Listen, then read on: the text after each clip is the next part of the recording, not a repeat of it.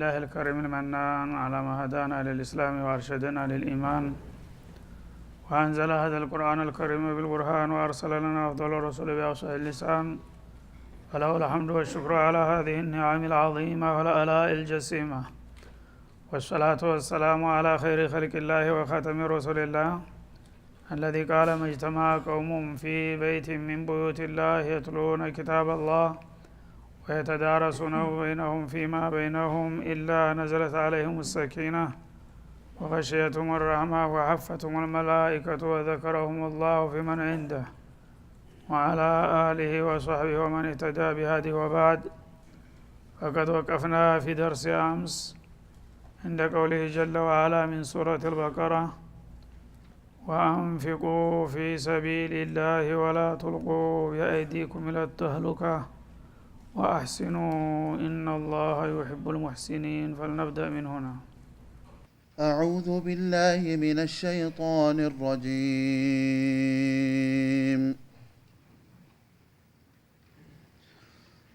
وأنفقوا في سبيل الله ولا تلقوا بأيديكم إلى التهلكة وأحسنوا إن الله يحب المحسنين. وأتموا الحج والعمرة لله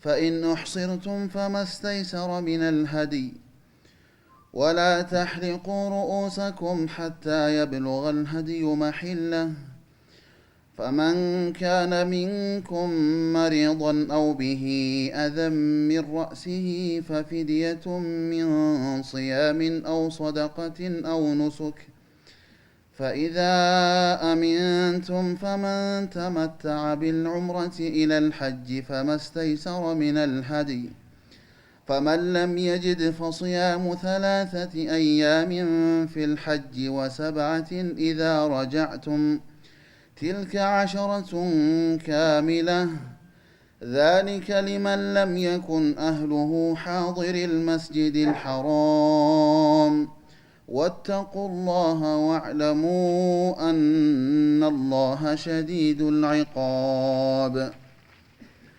الحج أشهر معلومات فمن فرض فيهن الحج فلا رفث ولا فسوق ولا جدال في الحج وما تفعلوا من خير يعلمه الله وتزودوا فإن خير الزاد التقوى واتقون يا أولي الألباب. ليس عليكم جناح أن تبتغوا فضلا من ربكم فإذا أفضتم من عرفات فاذكروا الله عند المشعر الحرام واذكروه كما هداكم وإن كنتم من قبله لمن الضالين ثم أفيضوا من حيث أفاض الناس واستغفروا الله إن الله غفور رحيم. فإذا قضيتم مناسككم فاذكروا الله كذكركم آباءكم أو أشد ذكرا فمن الناس من يقول ربنا آتنا في الدنيا وما له في الآخرة من خلاق ومنهم من يقول ربنا آتنا في الدنيا حسنة وفي الآخرة حسنة وقنا عذاب النار أولئك لهم نصيب مما كسبوا والله سريع الحساب. أعوذ بالله السميع العليم من الشيطان الرجيم. وأنفقوا في سبيل الله ولا تلقوا بأيديكم إلى التهلكة ባለፉት አያቶች አላህ Subhanahu Wa Ta'ala የተለያዩ ዳኢም الاسلام የእስላም መሰረታዊና አበይት ጉዳዮችን እያወሳ ነበርና የመጣው ቂታል ፊ ሰቢልላህ በአላህ መንገድ ላይ ሆኖ ለአላህ አላማ የበላይነት መታገል አስፈላጊ በሚሆንበት ጊዜ መታገልም እንዳለብን ነግሮ ነበረ። ወቃቱ ፊ ሰቢልላሂ الذين يقاتلونكم እነዛን እናንተን ሰላም የሚነሷቸውንና የሚጋደሏቸውን አጠፋ ምላሽ ልሰጧቸው ይገባል። አንድ ሰው ከመብቱና ከህይወቱ ላይ ካልተከላከለ ማንም ሊያጠቃው ይችላል። ስለዚህ በሱረቱል ሐጅ ላይ ኡዚነ ሊለዚነ ዩቃተሉነ ቢአንሁም ዙሊሙ ብሎ ፍቃድ እንደሰጠ ሁሉ አሁንም ያንን ፍቃድ በማጠናከር እና ግን ልቅ እንዳይሆን ውጊያው የማይመለከታቸውን ክፍሎች እንዳያጫምር አለዚነ ዩቃትሉነኩም የሚጋደሏቸውን ታጣቂዎችን ተጋደሏቸው። ወላ ተዕተዱ ከነሱ አልፋችሁ ደንበር ዘላችሁ ሌሎቹ እንዳታጠቁና እንዳታጠፉ ኢነላህ ላ ዩሂቡል ሙዕተዲን ብሎ ስለዚህ ጉዳይ አንስቶ ነበር ማለት ነው። ከዛ ያው ውጊያ በሚነሳበት ጊዜ በውጊያ የበላይነትን ለማግኘት ቅድመ ዝግጅቶችን ማሟላት ወሳኝነት አለው። ከነዛ ጉዳዮች አንዱ ነፈቃ ፊ ሰቢልላህ የሚለው ነው። ገንዘብ ወሳኝ ነው። ምክንያቱም ዝም ብሎ በአካል ብቻ መሳተፍ በቂ አይደለም እና ወአንፊቁ ፊ ሰቢልላህ በአላህ መንገድ ለውጊያ በምትሰማሩበት ጊዜ ያስምርታችሁ እንዲሰምርላችሁ ከፈለጋችሁ ለዛ ስኬታማነት የሚያበቋቸውን ቅድመ ሁኔታዎችን ማሟላት አስፈላጊ ነው እና በዚህ በአላህ መንገድ ላይ አስፈላጊውን ወጭ ማውጣት አለባችሁ ይላል። ለይህ ብሎ በተለያዩ አያቶች ወቃትሉ ፊ ሰቢልላህ ቢአምዋሊኩም ወአንፉሲኩም እንዳውም ገንዘብን አስቀድሞ ማለት ነው ተነፍስ እና ገንዘብ ወሳኝነት አለው። አንድ ሰው በቂ ትጥቅና ስንቅ ከሌለው በተልኮ ውጤታማ ሊሆን አይችልም እና በገንዘባችሁ መንፈግ የለባችሁም። ገንዘቤን አላወጣም ታልክ ያ ጦርነት ሳይሳካ ከቀረ የምታሳሳለት ገንዘብ ያንተም ህይወት ጭምር የጥላት ሰለባ ይሆናል ማለት ነው። ገንዘቡን ግን በሚያስፈልገው ቦታና ሁኔታ ካወጣኸው ቅድመ ሁኔታህን አሟልተሃል፣ ታልቀሃል፣ ተሰንቀሃል፣ ያን ጊዜ ለውጤት ትበቃለህ። ያን ያወጣኸውን ገንዘብም ደግሞ አላህ ይተካሃል ማለት ነው። ገንዘብን አላወጣም ብሎ ዝም ብሎ ባዶ እጁን እየተንገፋገፉ መሄድ ግን የትም አያደርስም። በመሆኑም ወአንፊቁ ፊ ሰቢልላህ አነፈቀተል መጥሉባ ተፈላጊ የሆነውን ወጭ ማውጣት አለባችሁ። ወላ ቱልቁ ቢአይዲኩም ኢለተህሉካ ወላ ቱልቁ ቢተርክ ነፈቃ ማለት ነው። ለጦርነቱ የሚያስፈልገውን ቅድመ ዝግጅት ለማሟላት የምትጠየቁትን ገንዘብ በመንፈጋችሁ ራሳችሁን አደጋ ላይ እንዳትጥሉ ይላል። ለዛ አላማ የሚያስፈልገውን ገንዘብ ያላወጣ ሰው አይኑ እያየ አደጋ ውስጥ እንደተጨመረ ይቆጠራል ማለት ነው። ምክንያቱም አንተ በቂ መሳሪያ ሳትይዝ ትጥቅ ሳትይዝ ወደ ጦር ሜዳ ከሄድክ አንተም ንብረትህም በሙሉ የጥላት ሲሳይ ነው የሚሆነው ማለት ነው። ያኔ ራስክን በራስህ አደጋ ላይ እንደጣልክ ይቆጠራል፣ እንደ ኢንቲሃር ማለት ነው። ወአህሲኑ እና እንዳውም በዚህ ጉዳይ ላይ አሳምሩ ይላል። ማለት ምንድነው? ከሚፈለግባችሁ በላይ ጨምራችሁ በገዛ ፍቃዳችሁ መስጠትና መቸር ይጠበቅባችኋል። ኢነላህ ዩሂቡል ሙህሲኒን አላህ ሱብሓነሁ ወተዓላ በመልካም ስራ ጨማሪዎችን ይወዳልና።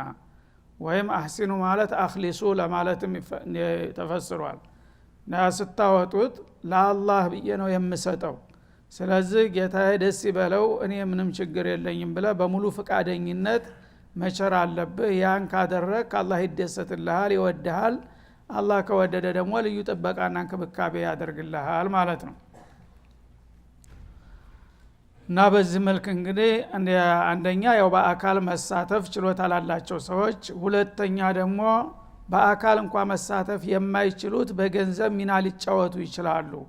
ሌሎቹ ጉልበት እያላቸው ጤንነት እያላቸው ስንቅና ትጥቅ በማጣት ለመዝመት የማይችሉ አሉ። እነዛን ካስታጠቅና ተሰነክ አንተ ራስህ እንደ ዘመትክ ይቆጠርልሃል፣ ሽማግሌ፣ ደካማ፣ ህመምተኛ ቢሆን እንኳ ማለት ነው። እና ሰው ተደጋገፈ የጋራ አላማውን በጋራ ክንዱ ሊያሳካ ይችላል። ይሄ ኢህሳን ይባላል። ይህን ስታደርጉ ደግሞ አላህ ሙህሲኖችን ይወዳልና መልካሙን እንዲያጠፋ ይሰጣችኋል በማለት ተስፋ ቃል ይገባል። ከዛ ቀጥሎ ደግሞ ወደ ሐጅ ጉዳይ በመሻገር ወአቲሙል ሐጀ ወልዑምረተ ሊላህ ሐጅና ዑምራ የተባሉትን ተግባራት ደግሞ ለአላህ ብላችሁ ማሟላት አለባችሁ ይላል። እና ሐጅም እንደሚታወቀው ያው ተአርካነል ኢስላም የመጨረሻውን ቁጥር የያዘው ነው። እና ሐጅና ዑምራ በጣምራም ሊሰሩ ይችላሉ፣ በተናጠልም ሊሰሩ ይችላሉ። እነሱን በምትችሉ ጊዜ ለአላህ ብላችሁ ይሄ ትልቅ የአላህ Subhanahu Wa Ta'ala የሚያቀርባችሁና የሚያስተዋውቃችሁ ተግባር ስለሆነ ቢኩል ኢኽላስ በተሟላ ፍጹምነት ለጌታ ምንም ቢደክማችሁና ቢረባችሁ ብትቸገሩም ሳትበሳጩና ሳትሰላችሁ በሙሉ ፍቃደኝነት የሐጅና የዑምራችሁን ስራ አከናውናችሁ ማጠናቀቅ መቻል አለባችሁ ይላል። እና አቲሙ የሚለው አንደኛ የሐጅና የዑምራን ስራ በአግባቡ ስሩ ለማለት ተተርጉሟል። ሁለተኛ ደግሞ ተጀመራችሁ እነዚህን ስራዎች በሆነ ባልሆነ ምክንያት አቋርጣችሁ እንዳትሄዱ እስከ ፍጻሜው ድረስ መቀጠል አለባችሁ። እና ተገቦ አንድ ኢባዳ የሆነ ነገር ከገባህበት ሱና ሙስተሐብ እንኳን ቢሆን ወደ ዋጅብነት ይለወጣል። ወደ አላህ ፊት ቀርበት ያበቃ እንደገና በመሐከል ባልሆነ ምክንያት አፍርሰህ ወደ ኋላ መመለስ አይፈቀድልህም ማለት ነው። እና የሐጅና ዑምራ ደግሞ በተለይ ከሩቅ ሀገር ለሚመጡ ሰዎች እድሉ ጠባብ ነው። ደግሞ የመንጣት እድል ላይ ያጋጥማቸው ስለሚችሉ በሆነ ባልሆነ ምክንያት አሞኛል ደክሞኛል ብሎ በመዝለፍለፍ እንዳያቋርጥ ተገባህ ትጥቅህን ጠበቅ አድርገህ መወጣት አለብህ። እስከ ፍጻሜው ድረስ ቀጥልበት ለማለት ማለት ነው። ስለዚህ ሐጅና ዑምራ ኢህራም ያደረገ ሰው ታቅም በላይ የሆነ አስገዳጅ ሁኔታ ታላጋጠመው በስተቀር በተለያዩ ቅጥቅቅን ምክንያቶች ማፍረስና ወደ ኋላ መመለስ አይቻልም ማለት ነው። ያ ከሆነ መቀጫው ከባድ ነው የሚሆነው። እና መጀመሪያ ሲገባ ይህን ነገር ለመስራት የማያስችል ችግር ያጋጥመኛል ብሎ አስጊ ነገር ካለበት ያለ መቀጫ ለመውጣት ከፈለገ አስቀድሞ ሸርጥ ማድረግ አለበት። ሸርጥ ካደረገ በቀጥታ ያ ዑዝሩ ሲመጣ ቀጥታ ይፈታል። ካልሆነ ግን ከባድ መቀጫ ይጠብቀዋል ማለት ነው። እና የሐጅና የዑምራን ስራ ለአላህ ብላችሁ ያሟልታችሁ አከናውናችሁ መወጣት መቻል አለባችሁ። ፈኢን ወህሲርቱም ይላል። እዚህ ላይ እንግዲህ በፍቃዳችሁ ለመሙላትና ለመወጣት እየታገላችሁ እያላችሁ ምናልባት ይሄን ነገር ፍጻሜ ላይ ለማድረስ የማያስችል ታቅም በላይ የሆነ ከባድ ነገር አጋጥሟችሁ ብትታገዱ ወይም ብትታቀቡ ማለት ነው። ጉዞው እንዳይሳካ የሚያደርግ ችግር መሰናክል ቢያጋጥም ማለት ነው። ፈመስተይሰረ ሚነል ሀዲ እና በዛ ጉዞ ለመቀጠልና ግዴታውን ለመወጣት እንደማትችል በምታቅበት ጊዜ ኢህራምህን በነፃ አፍርሶ መሄድ ስለማይቻል መቀጫ መክፈል ይኖርብሃል። መቀጫው ግን በአቅምህ መጠን ይሆናል። የተገራውን የተቸለውን ሀዲ ትልካለህ። አንተ ተከልክለህ ከሆነ ለሚሄዱት ሰዎች ለሌሎች ጓደኞችህ እዛ ሀረም በምትደርሱ ጊዜ ይህንን ሀዲ ረዱልኝ ብለህ ኡድሂያ በግ ፍየል እንዳቅምህ ገንዘብ ካለህም በሬም ግመልም ድረስ ሊሆን ይችላል ማለት ነው። የተቻለውን ነገር ልከህ ያ ነገር እዛ ተወስዶ ሲታረር ነው ኢህራሙ ሊለቅህ የሚችለው ማለት ነው። ወላ ተህሊቁ ሩኡሰኩም ራሶቻችሁን አትላጩ ሐታ የብሉገል ሀዲዩ መሂለህ ይሄ የላካችሁት ሀዲያ መታረጃው ቦታ እስከሚደርስ ድረስ ይላል ማለት ነው። ማለት ምንድነው? አንድ ሰው ሐጅና ዑምራ ካደረገ ኢትማም ማድረግ አለበት ብሏል መጀመሪያ። ወአቲሙል ሐጀ ወልዑምራ በሚለው ነው የሚያያዘው። ይሄ ሐጅና ዑምራን እንደጀመራችሁ በብቃት መወጣት አለባችሁ። እና በብቃት መወጣት የሚቻለው ሐልቅ ድረስ ሲከር ነው ለማለት ነው። ወላ ተህሊቁ ሩኡሰኩም ሐጅና ዑምራ ጀምራችሁት ያበቃ ራሳችሁን መላጨት የለባችሁም ሐታ የብሉገል ሀዲዩ መሂለህ ያ የያዛችሁት ሀዲያ ኡድሂያው መታረጃው ቦታ ደርሶ እስከሚታረር ድረስ ይላል ማለት ነው እንጂ ፈኢን ወህሲርቱም በሚለው መያዝ የለበትም። ፈኢን ወህሲርቱም ፈመስተይሰረ ሚነል ሀዲ ያለው ራሱን የቻለ ጁምላ ነው ጣልቃ ገብቶ ማለት ነው። ይሄኛው የሚያዘው ወላ ተህሊቁ የሚለው ወአቲሙል ሐጀ በሚለው ነው በመጀመሪያው ቃል። ሐጅና ዑምራን አሟሉ ማሟላቱ ምን ሲሆን ነው? በሐልቅና በሀዲ ነው የሚያርደው የሚጠናቀቀው ለማለት ነው። ራሶቻችሁን እንዳትላጩ ሐታ የብሉገል ሀዲዩ መሂለህ ሀዲ የምታደርጉ ከሆነ የምታርዱት ነገር እዛ መታረጃው ቦታ ደርሶ እስከሚታረር ድረስ ገና ስራው አልተጠናቀቀምና ከዛ በፊት ከሐጅ ስራ እንዳትወጡ ለማለት ነው። የኢህሷር ከሆነ ግን በሚታገድም ጊዜ ሲታገድ የሚያርደው ነገር አለ። ያ ግን ሐታ የብሉገል ሀዲዩ የሚለው ጋር አይያያዝም ማለት ነው። ምክንያቱም ነብዩ አለይሂ ሰላቱ ወሰላም በሁዳይቢያ ጊዜ ለዑምራ ሂደው መኮቻ እናስገባን ብለው ከለከሏቸው።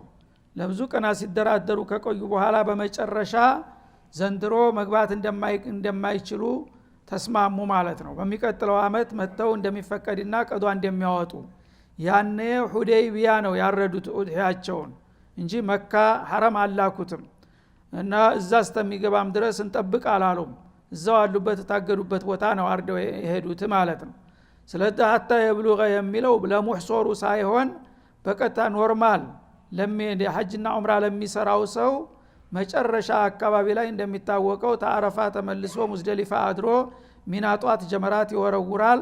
ከዛ ቀጥሎ ወደ መጅዘራ ነው የሚሄደው ማረጃ ቦታ ማለት ነው። ራሱን ይላጫል ተጀመራት ቀጥሎ ከዛ ሀዲውን ካረደ በኋላ ተጠናቀቀ ማለት ነው። ተሐሉል አወል ደረሰ። በዚህ መልክ ነው ማሟላት ያለባችሁ። አስቀድማችሁ ግን በመሐከል ብትላጩ ስራው እንደሚበላሽ ነው ማለትን ለማስጠንቀቅ እንጂ ሙህሰሮች ጋር አያያዝም። ሙህሰሮች ታገዱበት ቦታ እያሉ ማረድ ይችላሉ። ግድ መካ መላክ ግዴታቸው አይደለም ማለት ነው። ፈኢን ወህሲርቱም ፈመስተይሰረ ሚነል ሀዲ ተታገዳችሁ ደግሞ ለያንን እግዳችሁን ለመተካትና ተኢህራማችሁ ለመውጣት መጀመሪያ ሸርጥ አልደረጋችሁ ከሆነ የምትችሉትን ሀዲ ማረር ትችላላችሁ። ሀዲዩን ስታርዱ ኢህራሙ ይለቃችኋል ማለት ነው። ወላ ተህሊቁ ሩኡሰኩም ሐታ የብሉገል ሀዲዩ መሂለህ እና በችግር ጊዜ ሳይሆን በቀጥታ እናንተ በአካል በምትሄዱበት ጊዜ ግን ሀዲዩ መታረጃው ቦታ ደርሶ ከመታረዱ በፊት ራሳችሁን ቀድማችሁ አትላጩ ይላል። ፈመን ካነ ሚንኩም መሪዳ ከናንተ መካከል በዚህ በሐጅ ወይም በዑምራ ስራ ላይ ገብቶ ያለ የታመመ ሰው ይላል አው ቢሂ አዘም ሚን ራሲህ ወይም ደግሞ በራሱ ላይ እውከት የተፈጠረበት ማለት ራሱ ይጎሰቁልና ቅማል ምናምን የመሳሰሉ ተባዎች ይወጡበታል፣ ያሰቃየዋል። ያኔ በዛ መልክ መቀጠል የማይችልበት ደረጃ ላይ ከደረሰ ፈፊድየቱን ሚን ሲያም ራሱን መላጨት ይፈቀድለታል ለዑዝር ሲባል። ግን ስለተላጨ ለዛ መካሻ መጾም ይኖርበታል ማለት ነው። 3 ቀን መጾም ይኖርበታል። አው ሶደቃ ወይም ደግሞ ሶደቃ ምጽዋት ለሚስኪን መስጠት አለበት። ለ6 ሚስኪኖች የሚበቃ ምግብ 3 ቁና የሚሆን እህል ግማሽ ግማሽ ቁና አድርጎ ለ6 ሚስኪኖች ያከፋፍላል ማለት ነው። አው ኑሱክ ወይም ዘቢሃ ማለት ነው። የምትታረድ ፍየል ወይም በግ ታገኘህ እሷን አርደህ መውጣት ትችላለህ ማለት ነው። ይሄ ለምንድን ነው? በህመም ምክንያት ለመቀጠል ያልቻለው ሰውዬ እንዲሁም ደግሞ በራሱ ላይ ቁስለት ወይም ተባይ ነገር ተፈጥሮበት በዛ መልክ መቀጠል የማይቻል ከሆነ በዚህ መልክ ማካካስ ይቻላል ማለት ነው። ከዓብ ኢብኑ ዑጅራ የተባለው ሱሐቢ አሞት ነበረ ነብዩ ጋራ ሐጅ በሚያረግበት ጊዜ።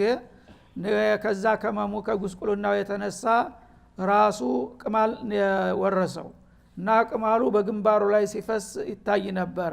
ሲያው ነብዩ ደነገጡና ይሄ ተባይ ያስቸግርሃል አይደለም እንዴ አሉ። አዎና። ስለዚህ ራስህን ተላጭና እሱን አራግፍ፣ በዛ ፈንታ የምትችለው 3 አማራጮችን አንዱን ትሰራለህ። ወይ 3 ቀን ትጾማለህ፣ ወይ ለ6 ምስኪን የሚበቃ ምግብ ትሰጣለህ፣ ወይ አንድ በግ ታርዳለህ። ከነዛ አማራጮች አንዱን ካደረግ በኢህራም ላይ ያለህ መላጨት ትችላለህ አሉት ማለት ነው።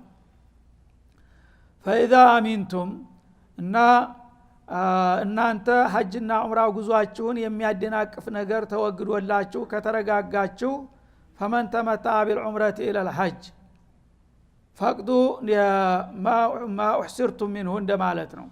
ያ የታግዳችሁ እያለ ትንሽ ከተጉላላችሁ በኋላ እንደገና የመሄድ እድል ከተፈጠረና ችግሩ ተወግዶ ከተረጋጋችሁ ያን ጊዜ ስራውን የምትደርሱበት ከሆነ ቀጥላችሁ ሂዱና ስራችሁን አጠናቁ ይላል ማለት ነው።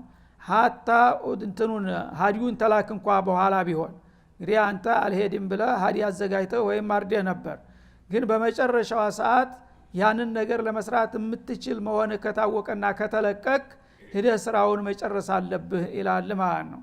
ምክንያቱም የሐጅና የዑምራ ኢህራም በእድሜ አንድ ጊዜ ብቻ ሊያጋጥምህ ይችላል። በዛ ቀን ከተደናቀፈብህ በሚቀጥለው አመት መልሰ መምጣት አትችልም ወይ እድሜ ይቀድመሃል። እንደዛ እንዳይሆንብህ በተገኘች ሁሉ አጋጣሚ ያችን ነገር ለማሟላት መጣር ይኖርብሃል ነው የሚለው። ሀታ የታገዱት እንኳን ሰዎች ቢሆን ተስፋ ሳይቆርጡ እስከ መጨረሻው ደቂቃ ድረስ በጥንቃቄ መጠበቅ አለባቸው። ትንሽ ፍርሷ ከተገኘች ሩጠው መድረስና ያንን ስራ መሳተፍ አለበት ይላል። ፈመን ተመታ ቢልዑምረቲ ኢለል ሐጅ የዑምራን ስራ ቀደም ብሎ ሰርቶ እንደገና ወደ ሐጅ ለመሸጋገር የታደለ ደግሞ ይላል። እንግዲህ ኢህራም ሲባል ሶስት መልክ አለው። አንደኛ ተመቱዕ፣ ሁለተኛ ቂራን፣ ሶስተኛ ኢፍራድ ይባላል። እና የተመቱዕ የሚለውን ክፍል ነው አሁን የሚያወሳልን። ተመቱዕ ማለት በአንድ ጉዞ ሐጅና ዑምራን አስከታትሎ መስራት ማለት ነው። ተዚህ ተነስተህ ትሄዳለህ በሐጅ ወር ልክ እንደገባ ዑምራን ብቻ በተናጠል ትሰራና ሚቃት ላይ የምታረመው በዑምራ ብቻ ነው። ዑምራህን እንደደረስክ ታጠናቀቅና ጊዜ አለህ 2-3 ቀን ወይ አንድ ቀንም ሊሆን ይችላል። ለዛች የተገኘችውን ጊዜ ረፍት ታረግባታለህ። ዑምራህን አጠናቀህ ትፈታለህ። ተመቱዕ ይባላል። ለምን ተኢህራም በኋላ እንደገና ተፈተህ እንደማንኛውም ሰው ተዝናንተሃልና ማለት ነው። ከዛ እንደገና የሐጁ ስራ ሲጀመር በ8ኛው ቀን በአዲስ እንደገና እዛው ሐረም ውስጥ ሐጅ ኢህራም ታረጋለህ። ይሄ ተመቱዕ ይባላል። ስለዚህ መጀመሪያ ዑምራውን አጠናቆ በዛው ጉዞ ላይ እንደገና በዛው ወር ወደ ሐጅ ለመሸጋገር የታደለ ሰው ይላል። በአንድ ጉዞ ሁለቱን ታላላቅ ስራዎች ለማጠናቀቅ በመቻሉ ሙተመቲዕ ይባላል። ወይም በመሐከል ረፍት ስላገኘ። እንደዚህ ከሆነ ፈመስተይሰረ ሚነል ሀዲ እነዚህን ሁለት ስራዎች በአንድ አመትና በአንድ ጊዜ ለመወጣት በመቻልህ እድለኛ ነህና ለሹክር የቻልከውን ፊድያ መክፈል ይኖርብሃል ይላል። እና እንግዲህ ግመልም ከቻልክ እንደ አቅምህ፣ በሬም ከቻልክ ፍየልም በግም የምትችለውን ነገር ትሰጣለህ ለሹክር ማለት ነው። ምክንያቱም እነዚህ ስራዎች ራሳቸውን ችለው ሁላቸውም ሊሰሩ የሚገቡ ነገሮች ነበሩ።